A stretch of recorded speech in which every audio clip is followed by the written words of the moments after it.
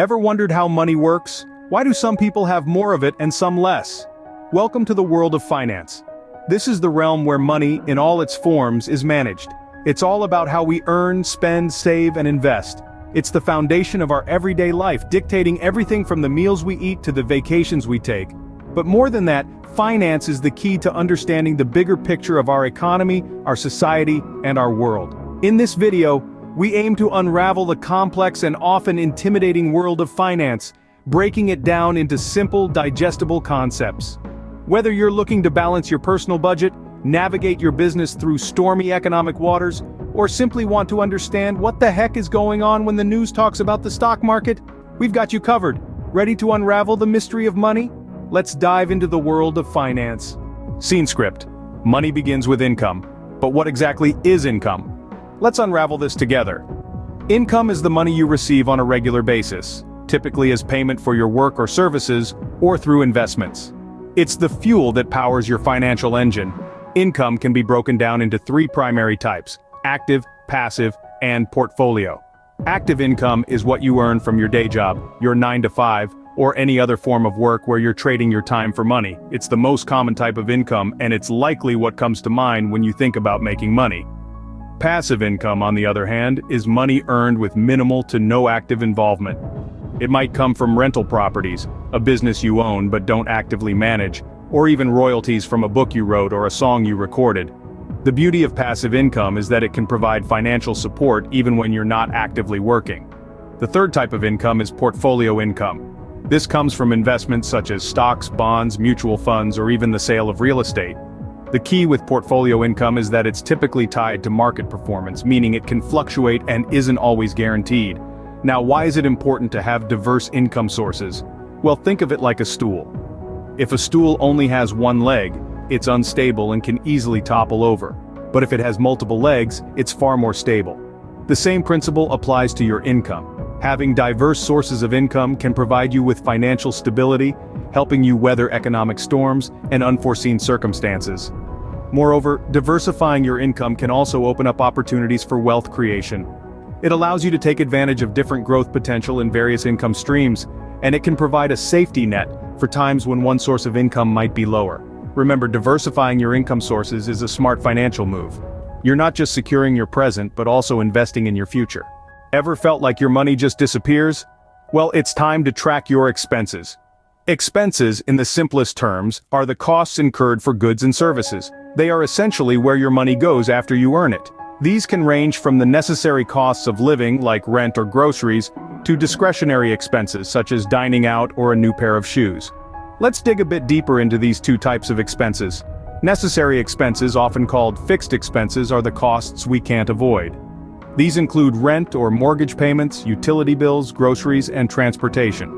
Without covering these expenses, we simply can't maintain our daily lives. On the other hand, discretionary expenses, sometimes known as variable expenses, are more flexible.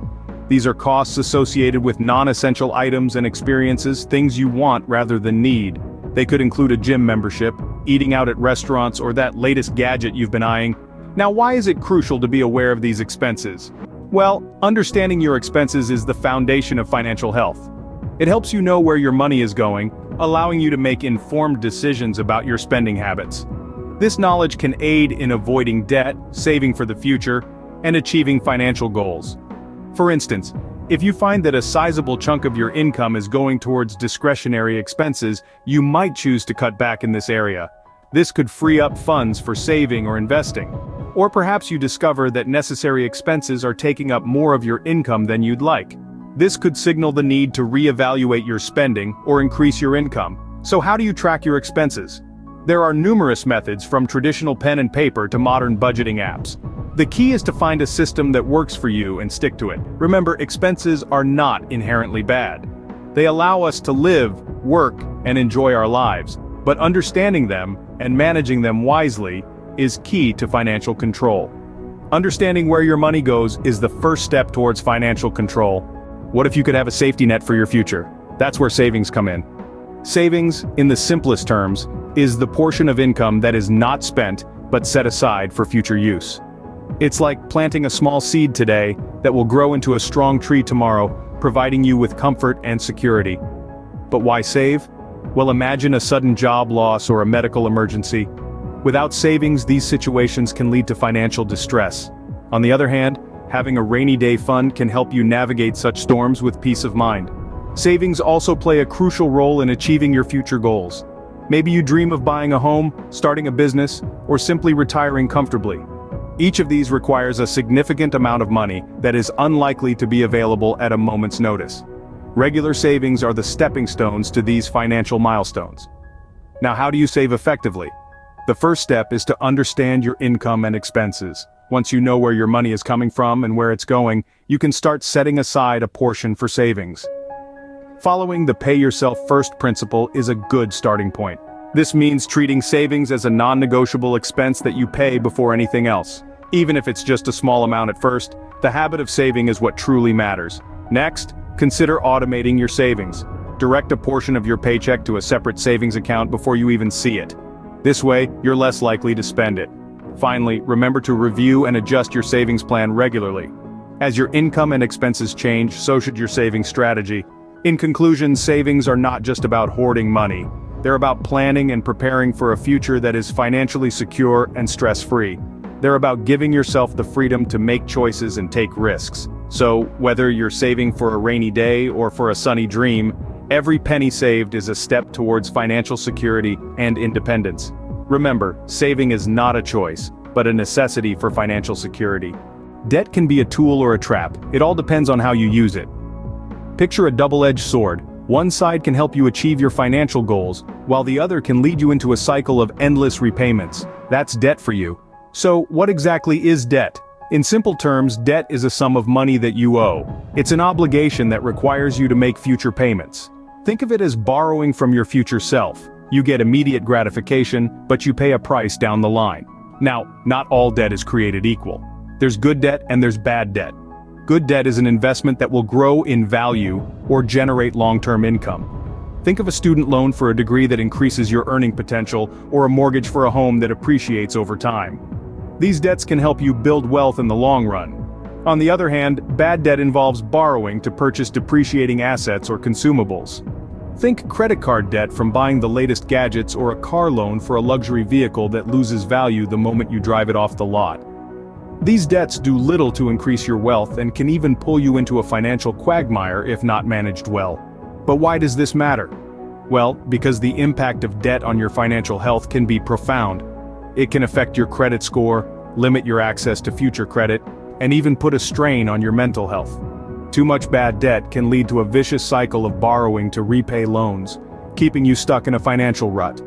But remember, like that double-edged sword, debt isn't inherently bad. It's about how you wield it. A well-managed debt can be a powerful tool in your financial arsenal. It can help you invest in your future, buy a home, or start a business. So, here's the takeaway. Debt is a tool. Use it wisely to build, not destroy, your financial future. It's about understanding the difference between good and bad debt, making smart borrowing decisions, and maintaining a healthy balance. After all, your financial future is in your hands. Finance is not a destination, it's a journey. A journey that takes us through the landscapes of income, expenses, savings, and debt. It's a journey that starts with our income, the foundation of our financial life. It's the fuel that powers our journey, allowing us to meet our expenses and, if managed wisely, even set aside some savings. Expenses, on the other hand, are the roads we travel, the choices we make about where to spend our money. Savings are like the rest stops along the way, where we set aside resources for future needs and goals. And then comes debt, a double-edged sword that can either propel us forward or hold us back. But remember, this journey isn't about reaching a destination of wealth. It's about understanding these financial landscapes and making informed decisions. Remember, financial literacy is not about becoming rich, but about making informed decisions that lead to a stable and secure financial future.